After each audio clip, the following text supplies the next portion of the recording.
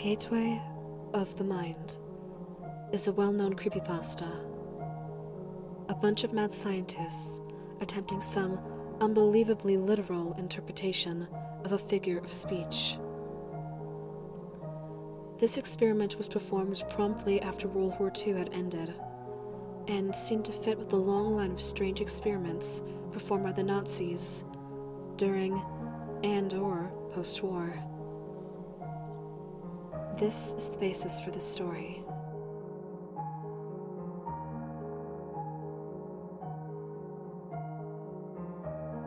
The Nazi reign was famous for its backdoor scientists and occult researchers. Special expeditionary divisions of the Reich were often sent down in search of artifacts or locations of occult or religious significance. Meanwhile, in Germany, bunkers were assembled and mansions and castles were fitted with labyrinths and dungeons, which were filled with strange experiments and research notes. Whenever the Allies found these places, they were often gutted, burned, or otherwise destroyed and abandoned. Whenever a lab was found intact, the research was often incoherent or missing, or later destroyed by the Allies to prevent the Nazis from recovering any hidden data. A lot of the Nazi experiments were kept under the radar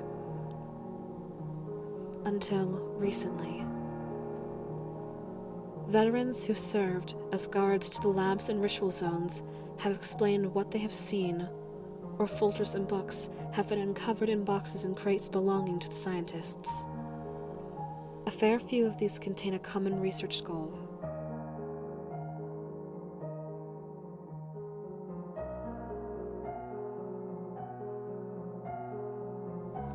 Exactly the true power is often up to debate, but it appears that this is often described in Nazi research as immortality, unable to die, invincibility, or other factors surrounding losing the capacity to die in some way or another. The larger part of this research was actually legitimately based. Certain doses of chemical compounds to aid blood flow in aging people, first concepts that are now used in today's transplant surgery, grafting, ointments that renew skin, antibodies to various diseases, and fitness and dieting research. However, one set of crates discovered in Hamburg in 1999 went way off of this research style. This stuff crossbred the occult experiments and immortality research.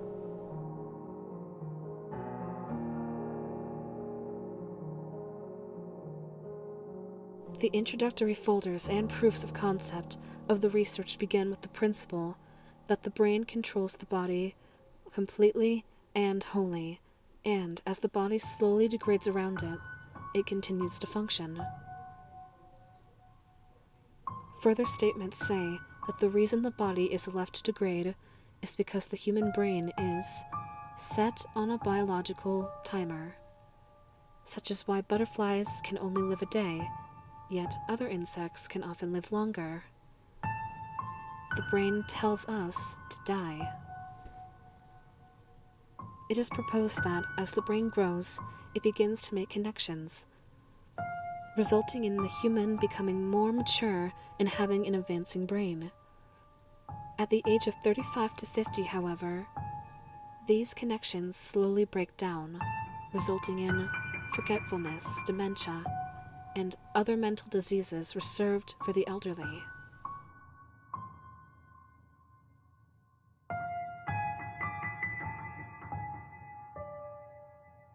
The Nazi scientists proposed that the brain has a universal kill switch that activates as soon as the brain has fully developed. In all normal humans, this kill switch will initiate a shutdown sequence in bodily functions, which occurs over several decades.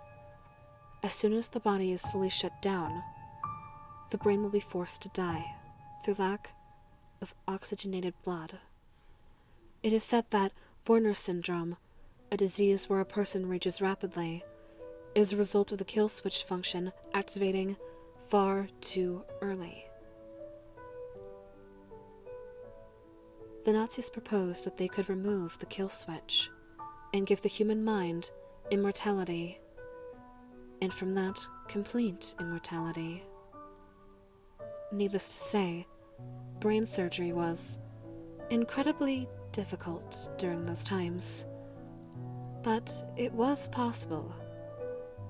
In the stacks of folders, there were many different diagrams and past research on the brain, psychology, the human mind, and the like.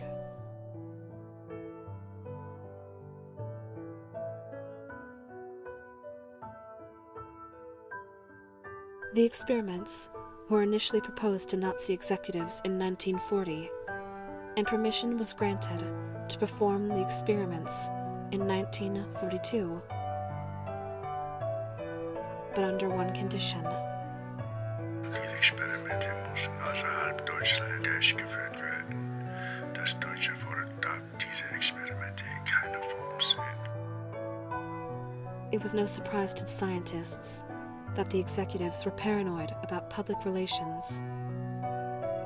But the idea of performing research outside of the fatherland was foreign in itself. Most experiments were performed in bunkers or basements. Regardless, the scientists complied and were able to organize a setup with their ally Japan. And in late 1942, the research had begun. Here's where it gets strange. The research team had taken over a Japanese orphanage. The orphanage was in the hills, supposedly somewhere in Shimane, an area nearby Hiroshima.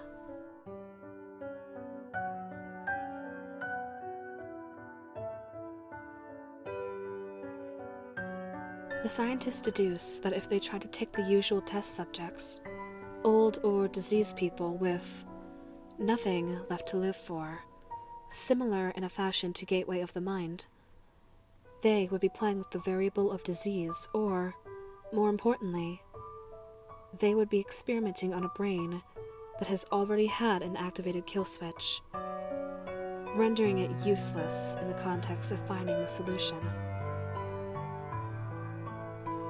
As a result, the Nazi scientists demanded that children, namely the orphans in the orphanage, which they deemed to again have nothing else to live for, would become their test subjects. The young brains eliminated any cause for concern of an already activated kill switch, after all. To begin the experiments, the children went through numerous immunizations and intense psychological training to ensure that they would prevent any defects and keep a general benchmark for their test subjects. Next, they began with the older staff of the orphanage. Put under anesthetic, the surgeons opened up their skulls to find a good cross-section of an adult brain and began to find key differences between it and a child's brain. After gaining a model of both a child brain and an adult brain, the scientists deduce that the universal kill switch wasn't located in the brain, but in the cerebellum, located at the rear. The cerebellum commands all subconscious activity in the brain, which is understandable as it isn't a conscious action to set off the kill switch. Systematically, they took the tallest child in the orphanage and began to open her up. They were about to begin the first kill switch sectomy. They had already managed to open up the cerebellum and removed the part presumed to be the kill switch. However, upon closing the subject up, they found that she had expired. They assumed the incisions on the brain had been too brash and required far more precision. The body was then dumped in the forest behind the orphanage.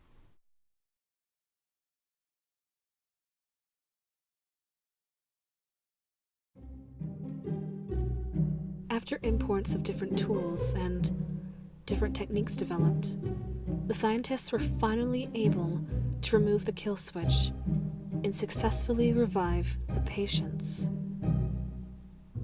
In May 1943, they had taken one of the youngest girls in the orphanage and removed the kill switch. The only function that she had lost was the ability to sweat. After their assumed success, the scientists had celebrated, after which everyone went to sleep. The next morning, however, the girl did not wake up and was revealed to be comatose. After a while, she was revived successfully, and the kill switchectomies continued.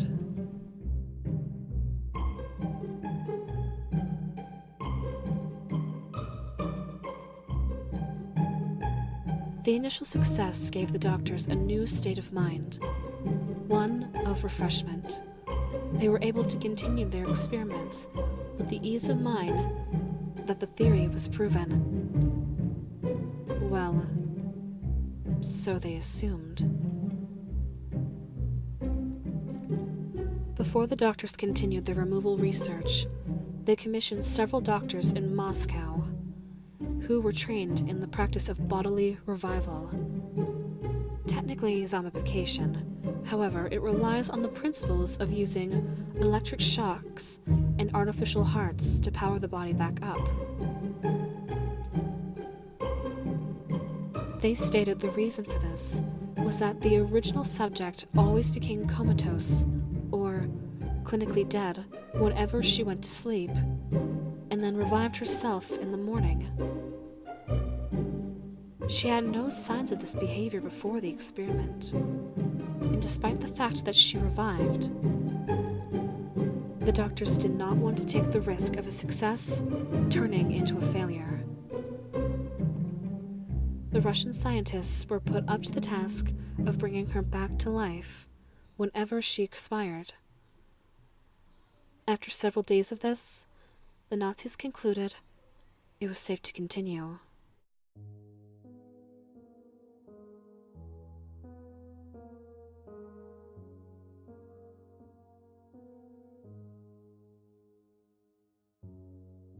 Project Venom was a Russian experiment to create super soldiers from the theory of Dr. Frankenstein. It may also form a basis for the Marvel superhero as well. As a repayment for the use of the Russian scientists, Russia had asked that they combine the research of Project Venom with the Nazis' ongoing experiments. Naturally, the Nazis complied. However, the limited number of orphans was debilitating, as the Nazis required so many of them. They could only offer a single girl. The Russians were content and began their proof of concept. They had artificially created an arm over Moscow, which was on its way to the orphanage to be grafted on, to prove that amputation and replacement could work. In the meantime, the Russians had to prepare for this. The girl's right arm was amputated.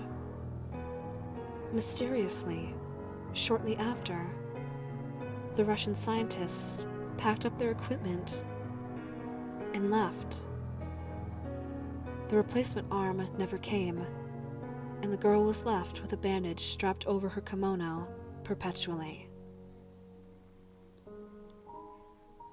The Russians were said to have left with a fearful haste, as if suddenly the air had turned too cold for their tastes.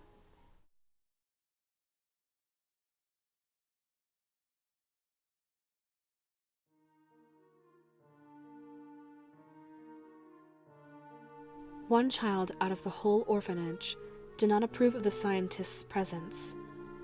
In her acts of rebellion, she stole paperwork and ripped it to shreds, broke glassware, and wrecked surgery theaters. Despite her young age, 8 years old, and size, she had a surprising capacity for destruction. It was noted in a journal that she was heterochromic as well, brown and blue eyes from left to right. The senior scientists despised her, but could not restrain her without arousing suspicion. Instead, they ordered the Nazi soldiers to take care of her. She was brutally beheaded with a blunt bayonet. She was not buried, just left in the woods behind the orphanage. The soldiers simply told the caretakers that she had found a new family.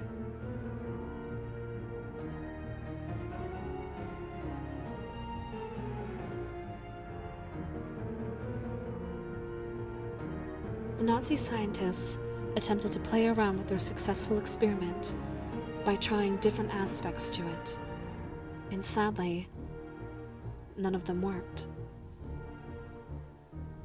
Entry through the forehead, performed on a 10-year-old boy.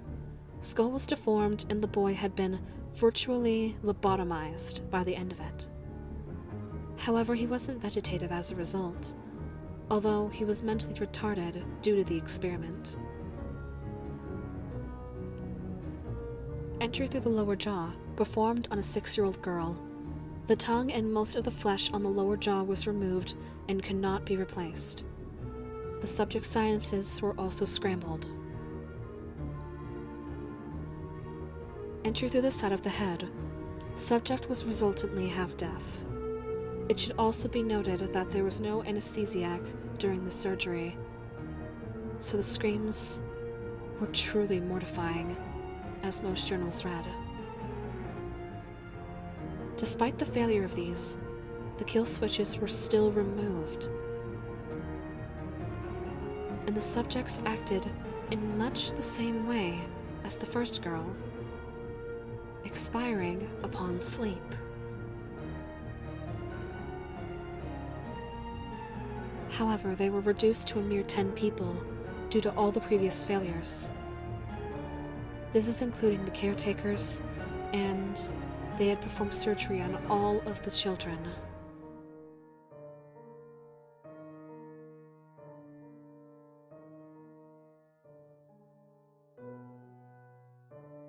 The doctors began to formulate ideas that in a child, a kill switch isn't already activated, but in an adult, a kill switch could be reversed using a chemical compound to eliminate the hormone produced and the kill switch then removed. This was performed on all the caretakers and was, surprisingly, successful as they all survived.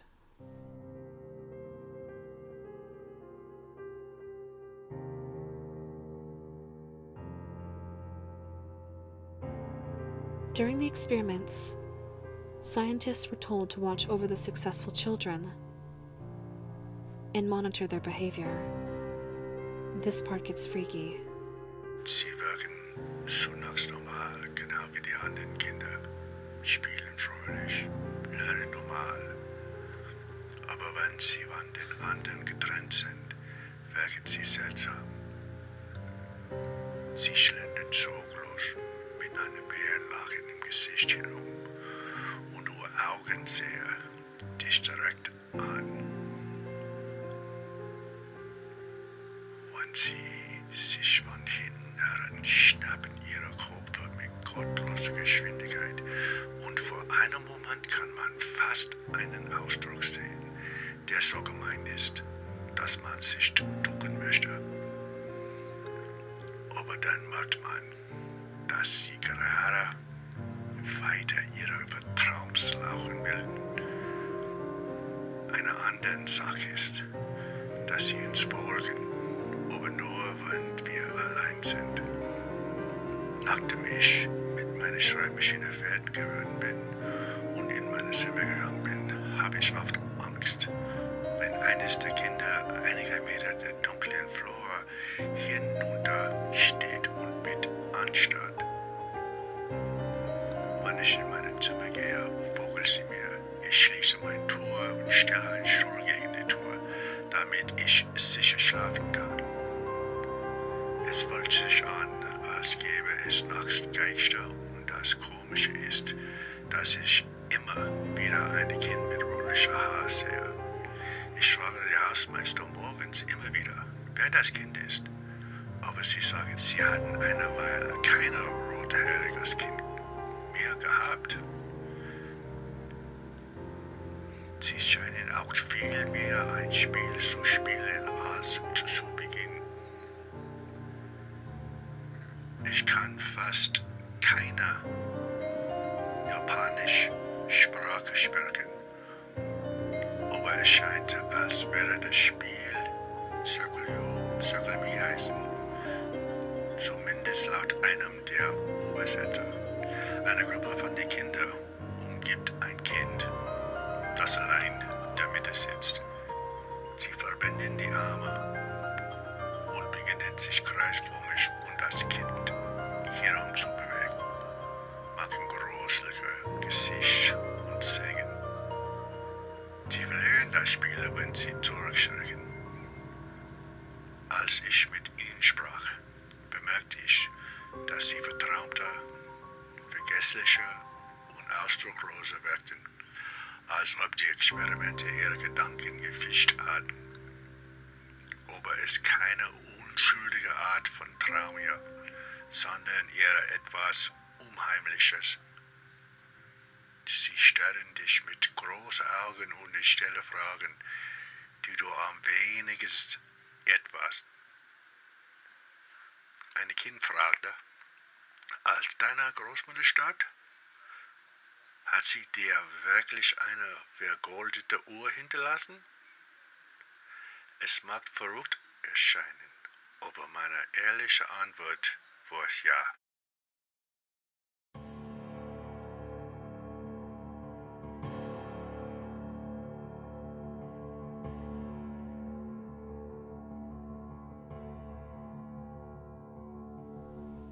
In early 1945, Hiroshima was bombed.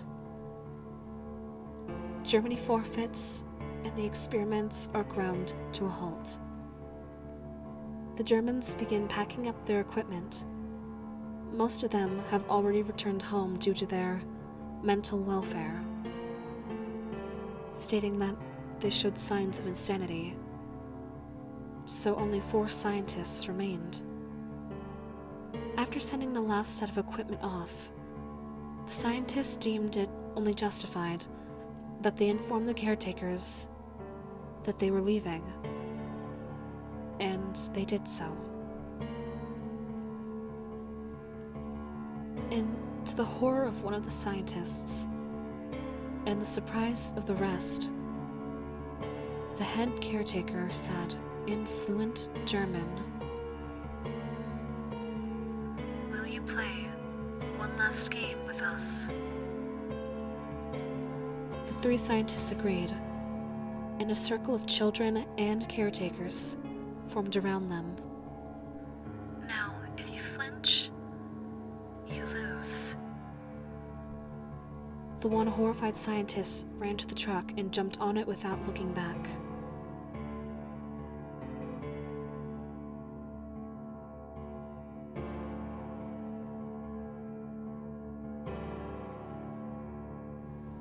If you go to Hiroshima, go around the woods and you may find some dirt trails there.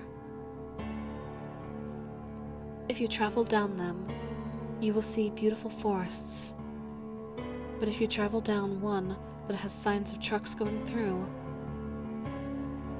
you will feel cold, and you will see that a lot of trees have been cut down. But don't wander from the path. You'll likely get lost in those vast woods. If you pay attention, you will notice that the tree stems look like kneeling people, missing heads. If you continue, the air will get colder.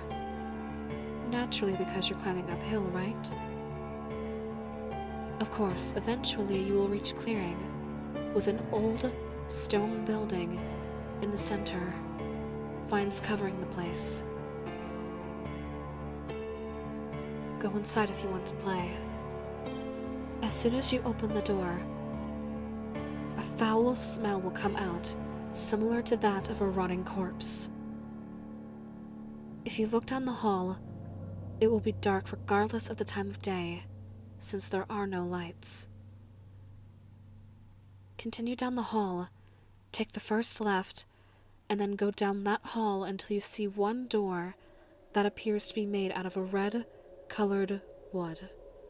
The rest will be brown. Open the door, and you will find 10 happy children and caretakers, all wearing kimonos, playing in a normal playroom. One is missing her arm, another is missing his forehead, a third lacks a jaw. But all are bandaged with clinical precision.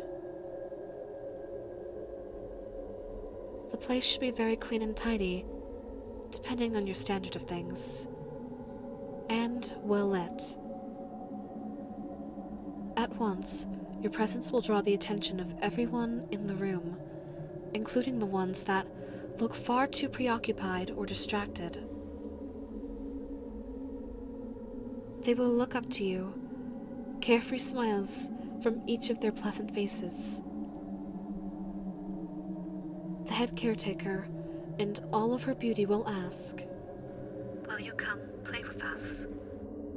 By this time, if you haven't soiled your pants, you really should, to save you the trouble later. If you say no, the door will slam shut on you, and if you try to go down the hallways out the exit, you will only find another dark hallway. Open any of the brown doors, and you should find operating tables or bunk beds. If you continue down the third hallway, you will realize that a girl is standing several meters behind you, her face shrouded by shadow. Approach her. Expect your doom. Continue down the hallway and try not to let her catch up with you. If you say yes, however, you will be welcomed into the room. The door will close behind you and everyone will form a circle around you. Now sit down and don't flinch, a cheery voice will say. Just follow the instructions and you will survive. All light will disappear from the room, yet you can see the circle of children, each with a vicious expression on their face. One so vile, you will probably flinch straight up. But if you can stomach that, though, they will begin to move around and around you, slowly. You may feel one of them lash towards you. If you look, however, there will be nothing there besides the children circling normally. If that wasn't enough, they will begin chanting, Kagome, Kagome. I really can't explain anything further. After all, no one ever lives to tell the tale of what happens then. If you flinch before they chant, they'll simply continue as normal. If you choose to say maybe to the head caretaker, or anything other than yes or no, it is told the children's expressions will turn mortifying, and they will scream in inhuman voices, "Decide! Decide!" If you do anything else besides say yes or no from here, it is told that the children and caretakers will slam the door on you. If you turn around, The story varies. Supposedly, your worst fear will be waiting for you at the other end of the hallway, separating you from your exit. If you respond, "I don't understand," then you must be genuine. The head caretaker will then say, "Go to your school and watch your children play." You should understand then. Nothing will have changed. And close the door on your way out. It's common courtesy after all.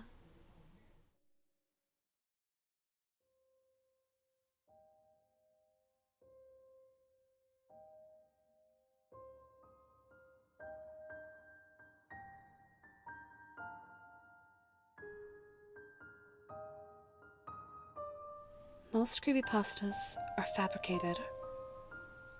Some derived from psychological stigma, and others are revamped ghost stories. But there are a small percentage of creepypastas which aren't like this. These are the true creepypastas.